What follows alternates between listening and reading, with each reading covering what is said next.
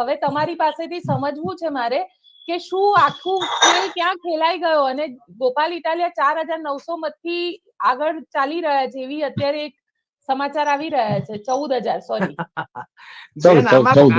કોઈ ખેલ બેલ કુછ નહીં હે. આ તો જનતાની નાડ તપાસવાની એક પત્રકાર તરીકેની આપણી ફરજ હતી, આપણે અદા કરી. આપણે અને હંમેશા સાચું કેવું ભલે કડવું લાગે ભારતીય જનતા પાર્ટીને, પણ આપણે પહેલે જ દિવસથી કહું છું, જ્યારથી ચૂંટણી એનાઉન્સમેન્ટ થઈ છે ત્યારથી કહું છું કે ગોપાલ ઇટાલિયાનું પ્રભુત્વ વધતું જાય છે અને છેલ્લા એ જીત છે એવું 100% તમારા સહિતની ચેનલમાં કીધું હતું. શું કામ? અમે કહીએ છીએ કે ભાઈ કોયલડીને કાગ એનો વાને વર્તારો નહીં, એનો જીભરડીએ જવાબ હાચું હોરઠિયો ભણે. જે હોય એ કહેવાનું, એમાં કોઈને ગમે કે ન ગમે એની મર્યાદા છે. મૂળ વાત એવું છે કે જે લોકો મુદ્દા આધારિત રાજનીતિ કરશે ગુજરાતમાં એ શાસન કરશે. હવે વાયદાના વેપાર ચાલતા નથી. તમે 3 દશકાથી ભારતીય જનતા પાર્ટીની સરકાર છે, છતાંય જો ઇકો સેન્સિટિવ ઝોન થી માંડી, રોડ રસ્તાથી માંડીને ટેકાના ભાવથી માંડી પ્રશ્નો જો એમનેમ રહેતા હોય તો લોકોને એમ લાગે ને કે 156 તમને ઉમેદવાર આપ્યા, 156 ધારાસભ્યો અને 6-7 તો તમે બીજા વિપક્ષના ખેડવી લીધા. તોય તમે જો અમારું ભલું કરી ન શકતા હોય તો 18 મહિનામાં પેરિસના રસ્તા ક્યાંથી કરી શકશે કિરીટ પટેલ? એટલે હવે વાયદા વેપાર ચાલતો નથી. વાત પણ નહીં ચાલે કે અમારી પાસે સંગઠન છે ને ફલાણું છે ને. જ્યારે તમે તમારા મનની વાત કરો છો પણ તમે ક્યારે જનની વાત સાંભળતા જ નથી. વાત જનની સાંભળવાની જરૂર છે, મનની નહીં. તમારા મનની વાત તમારી પાસે રાખો. જનતા એમ કે છે કે જો સારો વિકલ્પ મળે તો હંમેશા ઠેકી જવા તૈયાર છે. ભારતીય જનતા પાર્ટીએ એકાધિકાર જે માની લીધો શાસનમાં, ટ્રસ્ટીશીપને બદલે માલિક ભાવ જે માની લીધો, એને કારણે આ લોકો જે વિફર્યા છે વિસાવદરની જનતા, અને એને ગોપાલ ઇટાલિયા નામનો માણસને પસંદ કર્યો. શું કામ? ઝુંઝારું છે, લડાયક છે, ન ખરીદાય એવો છે, જાણકાર છે, એડવોકેટ છે, બધું જ એવું છે. એટલે ભારતીય જનતા પાર્ટી હવે એવું ન માનવું જોઈએ કે તમારું તથાકથિત જે સંગઠન, જે પેજ પ્રમુખ ને ફલાણા પ્રમુખ ને ઢીકણા પ્રમુખ, જો જનતા વિફરે ત્યારે ગદ્દાફીને એની સોનાની રિવોલ્વરથી ઠાર મારી નાખે. આ જનતા છે. એટલે હવે એવું ક્યારેય માનવાને કારણ નથી. અને હવે આવશે મુદ્દા આધારિત રાજનીતિ નહીં કરે તો આજે ભારતીય જનતા પાર્ટી છે, આવતીકાલે કોઈ પણ હોય. જુઓ, કોંગ્રેસ નામનો એક પક્ષ હતો એમ આપણે બોલવું પડે એવી સ્થિતિમાં કોંગ્રેસ મુકાઈ ગઈ છે, સ્વયં આત્મઘાતી રીતે. શું કામ? તમે આમ આદમી પાર્ટી જુઓ, સત્તામાં તો હતી નહીં, પણ ગોપાલ ઇટાલિયાએ જે રીતે ગામડા ખૂંદ્યા, ગામના લોકોની નસે નસ જાણી, અને એનાથી બેન એક વસ્તુ આગળ કહું, હજી પરિણામ તો આજે આવ્યા. છેલ્લા 3 દિવસથી ગોપાલ ઇટાલિયા આભાર સભા કરી રહ્યા છે. આભાર જનતાને કહે છે કે હું કદાચ ન જીતું તો પણ તમે મને સહયોગ આપો એ બદલ તમને સલામ છે, તમારો આભાર છે. આને કહેવાય સૌજન્ય, આને કહેવાય વિવેક, આને કહેવાય ઉત્તરદાયિત્વ. હવે ભારતીય જનતા પાર્ટી વાળા આખું ધામોચડું ઉતરી તો ગયું તો અહીંયા તીડના ટોળાની જેમ, પણ પછી મતદાન થઈ ગયું એટલે બધા કોઈ દેખાણા નહીં. હવે તમે જાણો, તમારું કામ જાણે. અમારે તો હતું પેટીમાં લઈ લીધું. આ જે માનસિકતા છે જનતા પાસેથી લઈ લેવાની અને રિટર્ન ગિફ્ટ નહીં આપવાની, ટેકન ફોર ગ્રાન્ટેડ, ઈ જે કરવાની માનસિકતા છે, લોકોએ એને ધિક્કારી દીધી. અને લખી રાખો ગોપીબેન, પેલાય મેં કીધેલું છે, આજે કહું છું, વિસાવદરનો આ ચુકાદો ગુજરાતની રાજનીતિમાં નવો આયામ જો ન સાબિત કરે તો મને કહેજો. ભારતીય જનતા પાર્ટી માટે રેડ એલર્ટ છે. જી બેન. ભારતીય જનતા પાર્ટી માટે રેડ એલર્ટ છે સર, તમે કહી રહ્યા છો. પણ ગોપાલ ઇટાલિયાના એવા મને એક 5 મુદ્દા ગણાવો કે જેના લીધે જનતાને ખરેખર એવું લાગ્યું કે ના, અમારે અહીંયા વોટ આપવા જોઈએ. અને કિરીટ પટેલના એવા 5 માઇનસ પોઈન્ટ કે જેમાં જનતા એને પસંદ ના કર્યા. પહેલા ગોપાલ ઇટાલિયાના 5 મુદ્દા તમને કહી દઉં. એક તો વચન પરસ્થી બોલ્યું એ પાળવાનું. એને કીધું હું વિસાવદરમાં લડવા આવ્યો છું. ભારતીય જનતા પાર્ટી બધા કીધું તમે આયાતી છો. આયાતીને બદલે એને એની છોકરીનું ત્યાંથી લિવિંગ સર્ટિફિકેટ આવીને વિસાવદર પંથકમાં જમા કરાવડાવ્યું અને એફિડેવિટ કરીને કીધું કે હું વિસાવદરમાં રહીશ. નંબર 1. નંબર 2, એને કીધું હાર અને જીત એ ગૌણ છે. મારે શું કરવું છે? મારે વિસાવદરમાં 1000 ગોપાલ ઇટાલિયા ને મારે તૈયાર કરવા છે. શું કામ? જે તંત્રની સામે લડી શકે.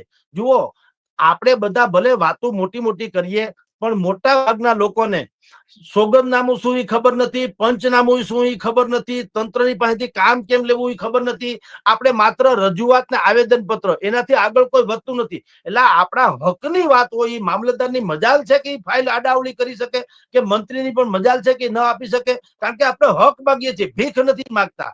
લોકતંત્રમાં સરકાર જો એમ માનતી હોય કે એક વખત મત લઈ લીધા પછી અમારા આશરે આ લોકો આવી જાય તો સોરી, એ વાત જે છે ગોપાલ ઇટાલિયાએ પ્રસ્થાપિત કરી બતાવી, અને જનતાને એ વસ્તુની બિલકુલ લાગણી થઈ કે વાત હકીકત છે, આ માણસ ઝુંઝારું છે, ખરીદાય એમ નથી, લડી લે એમ છે, તર્કબદ્ધ રીતે લડી શકે એમ છે. તો એ બધી બાબતો જે છે એની ફેવરમાં ગઈ. વાત નંબર 3, ગોપાલ ઇટાલિયાએ કોઈ કાસ્ટિઝમ ન કર્યું, કોઈ ધાર્મિક ઉન્માદ ન જન્માવ્યો, કોઈ કોમવાદ ન કર્યો, ન હિન્દુ મુસ્લિમ કર્યું, ન ધાર્મિક વાળી વાત કરી. ભારતીય જનતા પાર્ટીએ કોશિશ કરી મહેશગીરી બાપુને ઉતારા મેદાનમાં કે આ તો અધાર્મિક છે ને બ્રાહ્મણો વિશે એમ તેમ બોલ્યા હતા. એટલે ભાઈ, આ ચૂંટણી વિસાવદનની છે, ધાર્મિક નથી યાર. હવે એ છોડો, એનું વ્યક્તિગત ઇસ્યુ, એના કહેવાથી પાછું કઈ થઈ નથી જતું, એ એની માનસિકતા છે. બે ઘડી માન લ્યો, પ્રશ્ન જો એ હોય વિસાવદનનો પ્રશ્ન ઇકોસિસ્ટમ ઝોનનો હતો, વિસાવદનનો પ્રશ્ન ટેકાના ભાવે જણસો ખરીદવાનો હતો, વિસાવદનનો પ્રશ્ન રોડ રસ્તાનો હતો, વિસાવદનનો પ્રશ્ન સહકારી મંડળીના કૌભાંડનો હતો, વિસાવદરનો પ્રશ્ન જે છે ભાઈઓ વચ્ચે ભાગ પડાવે ને ડખો કરે એવા લેન્ડ ગ્રેબિંગ જે થઈ એના કેસ થયા છે, જમીન માપણી, એ પ્રશ્નો હતા. ટૂંકમાં મુદ્દા જુદા હતા ને તમે જુદું કહો છો. એટલે ભારતીય કે જેને કારણે જનતા પણ કન્ફ્યુઝનમાં આવી ગઈ કે ભાઈ આપણે ઉમેદવાર કેવો જીતવો છે, ખેડૂતો ને ખેડૂત માટેનો હોય એવો કે આ બધું હિન્દુ મુસ્લિમ કે ધાર્મિક અધાર્મિક કે એવી બધી બાબતોમાં મહેશગીરી આજે પાછા ટેટકા, જે તે સમયે પ્રચાર વખતે ટેટકા. તો લોકો બેવકૂફ છે, લોકો સમજે નહીં કે અત્યાર સુધી તમે ક્યાં હતા? તમે હેલિકોપ્ટર લઈને ગિરનારની પ્રદક્ષિણા કરી, તમે વિસાવદનની પ્રદક્ષિણા કેમ ન કરી? જો તમને હોય તો મહેશગીરીના પણ 1760 કૌભાંડ છે, એના આશ્રમોમાં લેન્ડ ગ્રેબિંગની ફરિયાદ થાય એમ છે. એટલે દરેકને એમ છે કે ભારતીય જનતા પાર્ટી કોઈ પણ ભોગે જીતી જાય એમ છે, એની પાસે સંગઠન છે. એટલે હાલો આપણે થોડાક એના ફેવરમાં બોલ નાખીએ એટલે ભવિષ્યમાં આપણી હાથ રહીએ. આ તો ગોફણ ભેગી, તમને કહું ને, ઘા ભેગી ગોફણે ગઈ, બધું સત્યાનાશ થઈ ગયું. કારણ કે આફ્ટર ઓલ જનતા જ હાઈ કમાન્ડ હોય છે. જી ગોપીબેન. જનતા હાઈ કમાન્ડ હોય છે, પણ કિરીટ પટેલને ના પસંદ કરવાના મુદ્દા કયા કયા હતા? કિરીટભાઈ પટેલનું સૌથી પહેલા તો અમારે ત્યાં એક કિરણભાઈ પટેલ ગેલેક્સી ગ્રુપ વાળા રાજકોટમાં ઉભા હતા ચૂંટણીમાં. ભારતીય જનતા પાર્ટી વિજય રૂપાણી જ્યાંથી ચૂંટાણા, કે દર્શિતાબેન શાહ ચૂંટાણા છે, એના જેવું કઉ છું, એકદમ સિક્યોર બેઠક કઉ છું. એ બેઠક ઉપરથી કિરણભાઈ પટેલ ગેલેક્સી ગ્રુપ વાળાને ઉભા રાખ્યા. લોકોને એનું એટીટ્યુડ જ ન ગમે. બોલો, હારી ગયા. કુંવરજી બાવળિયા જીતી ગયા. હારી શું કામ ગયા? એક તો એનો ચહેરો ન ગમે. બોલો, કલ્પના જનતા કેવી હોય છે, એનો ચહેરો વૃક્ષ ચહેરો, એટલે લાગણી વિહીન એવો ચહેરો, ને બીજું એનું કોઈ ઉત્તરદાયિત્વ નતું. એમાં કિરીટભાઈને પણ એવું થયું. એક તો તમે જુઓ, ગોપાલની સામે કિરીટભાઈનો ચહેરો અત્યારે તેમ ફ્રેમમાં આપણને ધીરુભાઈ પુરોહિતે દેખાય છે અને ભાઈ કરશનદાસ બાપુ પર દેખાય છે. એવી રીતે તમે બેયના ચહેરા મૂકો, કિરીટભાઈ અને ભાઈ આપણા ગોપાલ ઇટાલિયા, તો તમને સમજતો ગોપાલ ઇટાલિયા કમસે કમ એક સહ્યબલ માણસ તો લાગે, ને ખભે હાથ મૂકવા જેવું લાગે, ને ઉમાં તમને એક દબંગાઈ લાગે, દબંગાઈ, નમ્રતા ન લાગે. નંબર 1. નંબર 2, તમે એકાધિકાર માનો છો. ગોપાલ ઇટાલિયાના પ્રવચનો જેટલા પણ તમે એના સાંભળો, એ શું કે છે કે જુઓ ભાઈ, સામે આખી અક્ષોહિણી સેના કૌરવોની હોય એવી છે, સામ દામ દંડ ભેદ બધું છે. મારી પાસે કાંઈ નથી, હું છું ને તમે જુઓ. તમારે જીતાડવું હોય તો ઠીક છે, ને હરાવવું હોય તો ઠીક છે. હારું તો મને કઈ ગુમાવવાનું નથી. ગોલાને ઘેર કેદી ગાયું હતી, દૂધે વાળું કરતા હતા, નતું તો હારી ગયા તો ગોળ્યા આવ્યો છું તમારા, એટલે જનતા માટે હું લડવા આવ્યો છું. એટલે એને કીધું કે ભાઈ તમે ગમે તેમ કરો, સામે પક્ષે તાકાત વાળું છે. એટલે કિરીટભાઈ પટેલે પણ જો નમ્રતા દાખવી હોત અને હકીકતે તો જનતા પ્રત્યેનો પ્રેમ દાખવો હોત, તો એને બીજાના સહારા લેવાની જરૂર ન પડત. પણ એને જે રીતે વિચારવાયુ વ્યક્ત કરી, હું 6 મહિનામાં કે 18 મહિનામાં પેરિસ જેવા રસ્તા બનાવી દઉં, તો લોકો મૂર્ખ છે સાહેબ. એ વાયદાનો વેપાર ન ચાલે. જો 18 મહિનામાં તમે પેરિસ જેવા અહીંયા રસ્તા બનાવી દેવાના હો અને એફિલ ટાવર જેવા અહીંયા નજરાણા ખડકી દેવાના હો, તો 156 બેઠક અમે આપી છે. ગુજરાતમાં એફિલ ટાવર, રીબડામાં એફિલ ટાવર, ગોંડલમાં એફિલ ટાવર, જાફરાબાદમાં એફિલ ટાવર, જુનાગઢમાં એફિલ ટાવર, તો મોબાઈલના ટાવર રાખવાની જગ્યા ન મળવી જોઈએ. એટલે આ બધા પાગલપન જે લોકોને હવે યાર આવી રીતે ઉલ્લુ બનાવો ક્યાંથી હાલે. એટલે તમે જુઓ, કર્મે લખો કિરતાર છઠ્ઠીના ચૂકે નહીં, ભલે હુનર કરો હજાર આખીરના આડા ફરે. તમે ગમે એ વાયદા કરો, તમારા કિસ્મતમાં લખ્યું એ જનતા હવે પોતાની તકદીર પોતાની હાથે લખવા માટે થઈને સક્ષમ બની ગઈ છે ને એટલી એલર્ટ થઈ ગઈ છે. કારણ હું જે બધાને ખબર છે કે હવે આમાં કોઈના મહેરબાનીથી કઈ થાય નહીં. ખુદી કો કર બુલંદ ઇતના કે હર તકદીર કો લિખને સે પહેલે ખુદા પૂછે બતા દે બંદા તેરી રજા ક્યાં હૈ.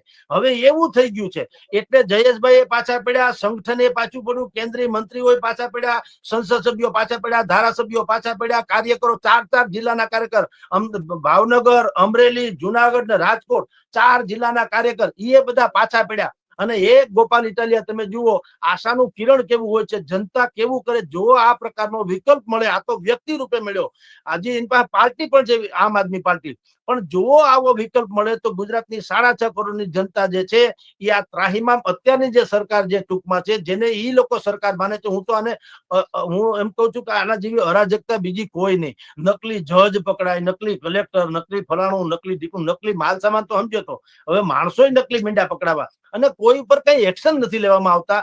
એ બધી જે કાઠી છે જનતાએ જોઈ છે એટલે બધાએ નક્કી કરી લીધું કે આપણે એક સુંદર વિકલ્પ પસંદ કરીએ, ભલે એ વિપક્ષમાં હોય પણ આપણી વાત એટલે કે વિસાવદરના હકની વાત જે છે એ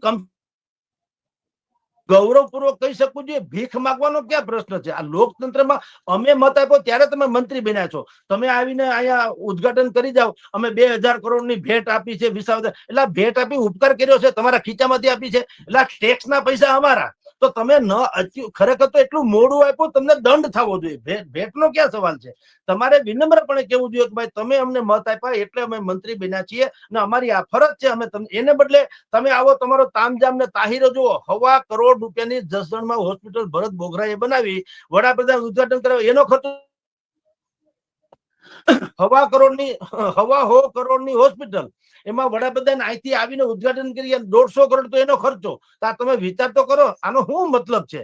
એટલે આવા બધા જે તામજામ ને તાસીરા જે કર્યા એનાથી લોકો ત્રાહિમામ પોકારી ગયા હતા અને એનું ફ્રસ્ટ્રેશન અને માઇલસ્ટોન કહો તો માઇલસ્ટોન વિસાવદરની જનતાએ કીધું જો આવો સારો વિકલ્પ મળે તો અમે કોઈનાથી ફાટી પડતા નથી. જી બેન. હા, પણ સાથે એક વસ્તુ જગદીશભાઈ એ પણ પૂછવું છે કે હવે જયેશ રાદડિયાનું શું થશે? જયેશ રાદડિયાને મંત્રી બનાવવાની ચર્ચા ચાલતી હતી, જયેશ રાદડિયાનું શું? જુઓ, જયેશ રાદડિયા સહકારી ક્ષેત્રની દ્રષ્ટિએ સક્ષમ છે એટલે થોડાક બચી જશે એમ કઉ છું, નહીતર શું થાય એમ હતું. જો જીતી ગયા હોત તો એને પૂછા વગર પાણી પી શકાત નહીં સરકારથી સૌરાષ્ટ્રભરમાં, લખી રાખો. હવે ઈ સ્તર ગુમાવ્યું, ઈ પતી ગયું. બે ઘડી માની લ્યો જે અત્યારે ટ્રેન્ડ દેખાય છે 17મા રાઉન્ડ સુધીની મને વાત મળી છે, 14,000 મતથી ગોપાલ ઇટાલિયા અત્યારે આગળ છે એવું મેં જાણ્યું છે. હવે આને આ ટ્રેન્ડમાં લગભગ કઈ બહુ ફેર પડે એમ લાગતું નથી. તો આ હાર જે છે, મેં ભૂતકાળમાં કીધું કિરીટભાઈ પટેલ તો કેવળ મોહરું છે, અસલી ચહેરો જયેશભાઈ રાદડિયા છે. જીતશે તો જયેશ રાદડિયાની જીત છે, ભાજપની પણ નહીં. હારશે તો જયેશ રાદડિયા હારશે, કિરીટભાઈ પણ નહીં. આવું મેં જે તે સમયે કીધેલું. કિરીટભાઈ કેવળ મોહરું છે. મુખ્ય વાત તો જયેશભાઈ રાદડિયા છે, જેણે હજારો દીકરીઓને ટોકન રેટમાં એના વિઠ્ઠલભાઈ રાદડિયાએ બનાવેલા જે કન્યા છાત્ર છે એમાં ભણાવ્યા છે. એટલું જ નહીં, સહકારી ક્ષેત્રના માંધાતા છે, અનેક લોકોને ઉપયોગી થયા હોય, આઉટ ઓફ વેજ એને લોન આપી હોય. જેટલી પાટીદાર સમાજની વાડી ઇત્યાદિઓ જે વિસાવદર પંથકમાં વાડી બની હોય એ વાડીમાં જયેશભાઈનું પોતાનું યોગદાન છે, આર્થિક યોગદાન પણ છે અને એના નામને કારણે અનેક પ્રકારના લાખો કરોડો રૂપિયા મળ્યા હોય એ બીજો ફાયદો છે. એટલે સમાજ ઉપર એનું ઋણ ચોક્કસ છે, પરંતુ આમાં એવું છે કે એને માણસ ખોટો પસંદ કરી લીધો. કિરીટભાઈની પોતાની છાપ છબી બરાબર નહોતી. ઈ ખાલી આપણને ખબર છે એવું તો નહીં બેન, એને તો ખબર હોય જ. સ્વાભાવિક છે કે ભાઈ તમારી ઉપર કમસે કમ એટલા આરોપ છે, આપણે એમ નથી કહેતા કે અપરાધી છે, પણ આરોપ તો હતા. અને એની સામે તુલના શું થાય છે? તમારી સામે ગોપાલ ઇટાલિયા છે. હવે ગોપાલ ઇટાલિયા જે છે ઈ કિરીટભાઈની તુલનાએ તો ધૂમિલ નથી, એ સ્વચ્છ છે કમસે કમ. એ જે જનૂની છે, પેશન છે, લડાયક છે, પણ એની ઉપર આટલા દાગ નથી. અને ગોપાલ ઇટાલિયા પાછો એવો ઇન્ટેલિજન્ટ છે, એને બધા જ ડોક્યુમેન્ટરી પ્રૂફ સાથે જાહેર કરી દીધું કોણ કેટલા પાણીમાં છે. અને છેલ્લે તો સ્ટિંગ ઓપરેશન કરીને કહી દીધું. અને તંત્રએ પણ બેશરમી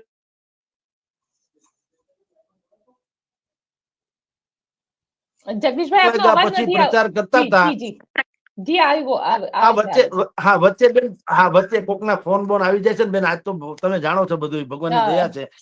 એક ફોન ઉપાડું છું 6 મિસ કોલ થાય છે. અત્યાર સુધીમાં 750 ફોન આવી ગયા છે, લ્યો તમને કહું બેન. અને બધી ચેનલ તો લાઈનમાં છે, 21 ચેનલ છે આડાવળી.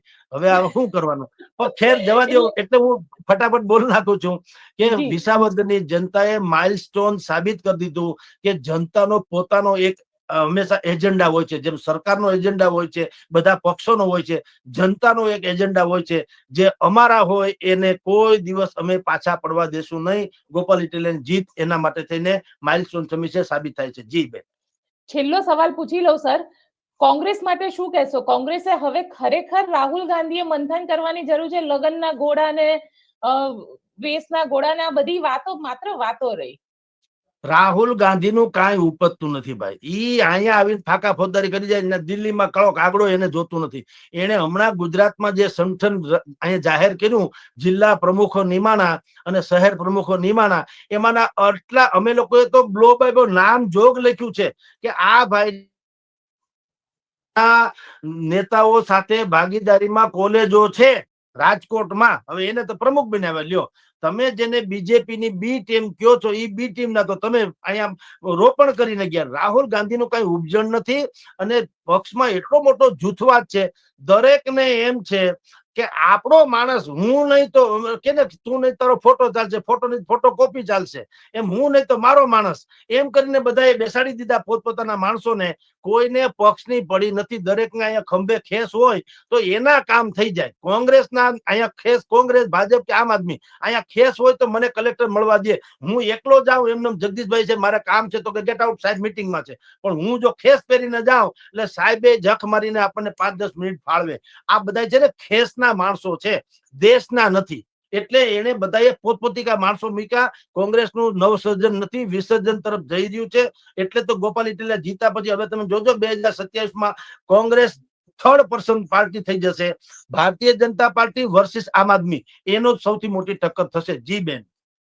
સર, આપ અમારી સાથે જોડાયા તેના માટે આપનો ખૂબ ખૂબ આભાર. નમસ્કાર.